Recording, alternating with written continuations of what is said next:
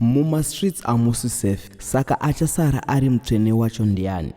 Nekuti unonzwa vakadzi vachiti varume dai vachifa tazorora, varumewo vachiti vakadzi dai vafa tazorora. But this time ndiri kuonawo mukadzi wemunhu afumurwa zvimwe zvikomba zvake nechimwe chikomba pakaipa. Zvisinei murume wacho akonfranta chikomba chemukadzi wake ndokubva azoudzwa nyaya dzese dzakaitika nevanhu vaari kudanana navo. Mukoma Charles vari kunzi vari kudya ivo mukadzi waMr Bere. Zvino manje Mr Bere vacho vabvunzawo mukoma Charles vakati uri kudanana nemukadzi wangu. Zvisinei mukoma Charles vataura zvese zvakaitika. So mhuri yeZimbabwe, ndisati ndakupai nyaya iyi ndinokumbirawo kuti kana kari kekutanga kusvika pano ingobayo button rekusubscribe then turn on the notification bell kuitira kuti usarasikirwe nemaupdates atokupai pano zuva nezuva.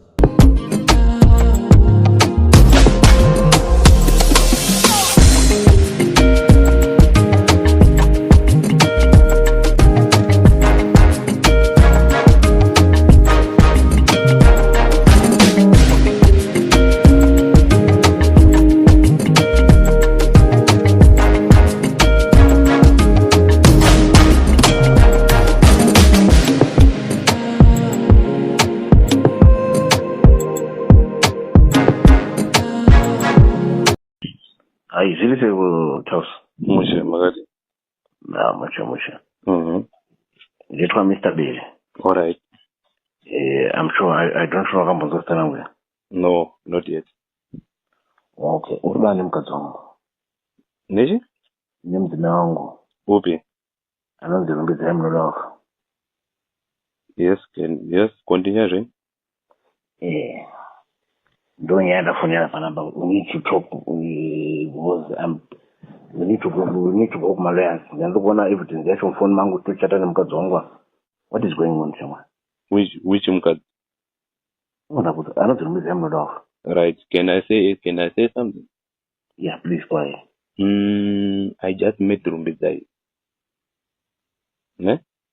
So Okay. then she told me we Tiriba took a divorce. I was married with someone and I don't even know you.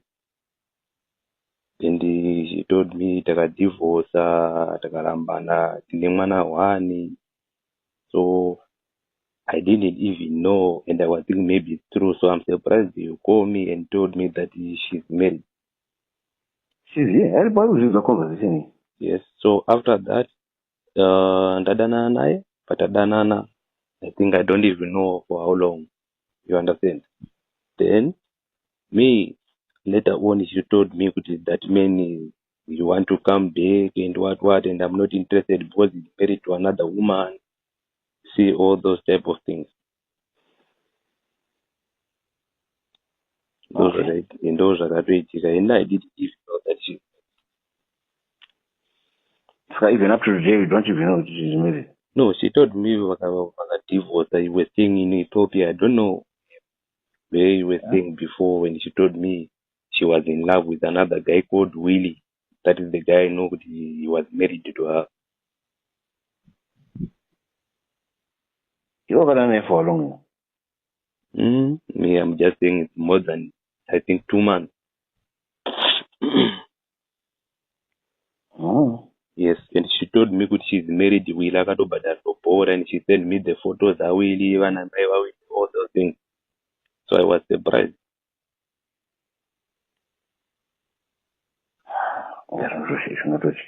And she called me, when was that? I think a week ago, Anna Willie.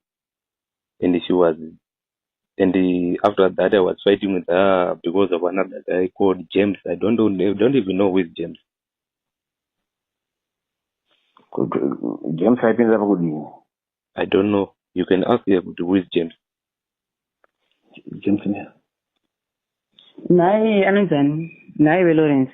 Yes. Iwo urunditi wakanditi iwo pendakabvunza baba vachanya. Yes. Handina kuudza kuti ndine murume ndikati he is gone pane kwavakaenda but he is coming back. Anozataura. Okay, can I say something? Saka mira. Saka apa pendakakuudza ndikati my husband is there. And I'm not even leave my husband for you. Wakanditi chi? marecords now aiwa marecords Yes. macall records esauka ndakafonera neofofisi WhatsApp nawo ndinawo. I am glad because iwo ndiri kukuudza kuti azviiti, iwo ndikuudza kuti zvinoita. Ndiri kuudza kuti inini handichadiwa siyana neni, I am married. Iwo ndikuudza kuti azviiti, haundiudzi kuti ngatirambani, inini ndicharambanawo pandoda. Alright, can I ask you a simple question? The moment ndakakupropose iwo wakabvumirika no? I'm just asking a simple question. You listen. You answer me. Listen, uchandi answer. Ndakubvunza mubvunzo ndati if you were married wakabvumirei kuti unondida kana ungori married? Iwe ndakamboti ndinokuda here, takachoka pamwe paMwari. Lorenzo anakuudza kuti inini ndakakuudza kuti my life is full of drama. I need time. Ndinombeta obva unditi chi? Alright, ndambokubvunza. Alright, unotaura. No, listen, uchataura. Iwo listen, uchataura shamwari yangu. Listen, uchataura. Wakanditi iwo wakaita mwana nawini anonzi ane zita rechishona meno kunashe. Meno, we don't know the name, kunashe. Zvendanda kutokuudza kwakwadowa kutongokubhotisa nini. No, you don't say kwangwa. That is what no, listen. Inzwa iwo wakadanza iwo listenika andindi kutaura uchataura inzwa indoda zvinhu zviri clear mira ndoda zvinhu zviri clear zvinhu zvinobatika. Day one ndakasangana newe iwewe ndakadanana newe handitika leta one wakandiudza kumba kwako iwe wakandiudza kuti makasiyana nemurume anogara I don't know kwaakanovhura imwe kamba nemachangu na Glen Eagles akarora mukadzi precious anoita zvemashavi. That's why you just decide to move on with your life. And wakandiudza that the guy, his name was called Malvin. I don't even know him, and I did. Usatongosingaziba batanya iwo. Did I ever meet him? Wamusunduza kuti hanzi handitotambani newe. Ndizoti usandifonere murume wangu pochiti iwo handirambani newe todotoramba tichidanana. Chikuudza kuti naye unotimanikizira chii? Andichadi. Alright, ndambokubvunza. Mira, wangosirunditreatena andine remafoto zako listen. Andina tabasa nazvo kana remafoto zangu. Wangosirunditreatena iri mbopindura papapo. Kutreatena how? Ndokuudza kuti inini handisi kuda, wondiudza kuti uchatondida. Izvo ndozvisingabviri zvatombopera, hazvisi zvakapera zvangu newe, zvichapera kana ndakuda. Ndikati naye unondimanikidzira chii? Nezuva ndakudza ndakuenda mapurisa herewo. Why you didn't go? Kana ndaikuthreaten? 6 o'clock dzadzakwana. I could not go because I was at work. Why you didn't go today? I was waiting so for you see you are lying. I'm lying. Not that I'm lying. You want to go manikiza. And this was usually you are texting even Rosie. You text some kind of a baseo. Alright, listen. Nyarara. Shamari yangu. Kuda zvokubatsira neni handiti. Handii mafona kuti ndikubatsira neni. Kana iwo uri kufunga kuti ndavaudza babatanya, ndakavaudza actually every that someone is bothering me. Babatanya ndakakutanganisirai zvendakaita. Alright, ndokumbura umbumba foni ndikutaura naye. No, handikwanisa kuita ma-arguments newe. Uri kunzwa? Haisambori ma-arguments. Iwe wakandiudza wakanditi. Inini ndoda zvinhu zviri clear. Iwewe, alright. Iwewe. Listen, shamwari yangu. Kana usanipe chance yekutaura, I will just drop off my phone. Unotaura zvako your party hausoti ntauro ne handongo chindibvunza unotaura iwo mira ndati ipa murume wako ipa munhu wako foni mupe foni taure naye then I will talk to you. Hello. Yes mukuru. Inzwa unzwe kachibaba zviri kuitika. Ina handisi kunyatsoziva nawe handiri kuvanzwisa nawe kuti what is going on now because munhu yakandiudza kuti iwe wakaenda handiri kuvanzwisa abva dana nemunhu anonzwi abva andisendera maphotos ake ana here ndikati vari kugara kumba iwo hana kudzoda shamari yangu handiti ndati mina nditaure nemurume wako mira iwo nyarara nyarara why you want to block me? Hello taura abva andisendera maphotos ake ana amai vawili aitogara nawili munhu uri kuvanzwisa. Ndakamuti titanga kutosangana ndakamuti andoturwa ropa kana ndakabhotorwa ropa nawili handiri kuvanzwisa muna December. I think it was towards December handiti.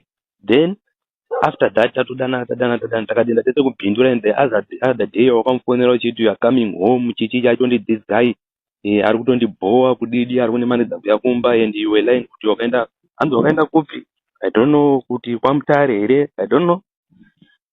aitanzwa kuenda kwaMutare ndiwe laing'ongori kwamhene womukadzi wakatotaura girlfriend here kana kuti girlfriend oyo wife or second wife handikumanzwisa. Then inini nyaya yakazoitika ndizosiyana naye inyaya yawiri ndonyaya yakapa kuti izosvika pakunetsana zvaakaita izvo because ndakabata foni yake bva ndoona mune machat ende namba yawili yakasevhwa ichinzi Marova ndoiri mufoni make imomo. If you check you can see the number yakanzi Marova and I saw the chat. That guy aitocomplaina kuti you disappoint me for 4 years kudidi apa anisendera maphotos ana amai vawiri and I have everything, even macall records asendi nawo kubva first number 1 yandakaita naye. I did it for a purpose. Ndaitozviziva kuti mangwana zvogona kunetsa munhu, so ndofana kurecord and machat ake from day 1 esendi now up to date. Akatotaura zvonyaya yekutoti ina akatombotsvaga vanhu aida kutoendera hamhene womukadzi wacho, hamhene anoshandira na Glen Eagles waida kuendera nevanhu, handivaziva vanhu vaida kuenda nawe. Achintaura kuti I want to find some other people kuti vaende ikoko chichi vaende kunopedzerana nemukadzi, all those things handikumanzwisa. And inini I didn't want to involve munyaya idzodzo. Hatina zvapanzwa kuti hanzi chii? Pawaida kutsvaga vanhu, I don't know vanhu vaida kutsvaga kuti vaendere mukadzi yeni, handimuzive. Vanhu vaida kuendera mukadzi waitaura kuti akakutorera murume. Uchiti murume wako yaende kuDNA, murume wako hazvare ane low sperm count, ane vana 2 vakomana, I don't know. Apa pandisi kuramba baba ko pekuti hanzi ndanda kuendera mukadzi wacho kunoipa. Saka zvese izvozvo zvao do I know kuti ane mukadzi ane vana 2 vakomana. Handitiwo wakati kamba nemachangu ane kamba nemachangu akakubira mira. Listen shamwari, ndindi kutaura nemufesi wako, handisi kutaura newe. Listen, handisi kutaura newe.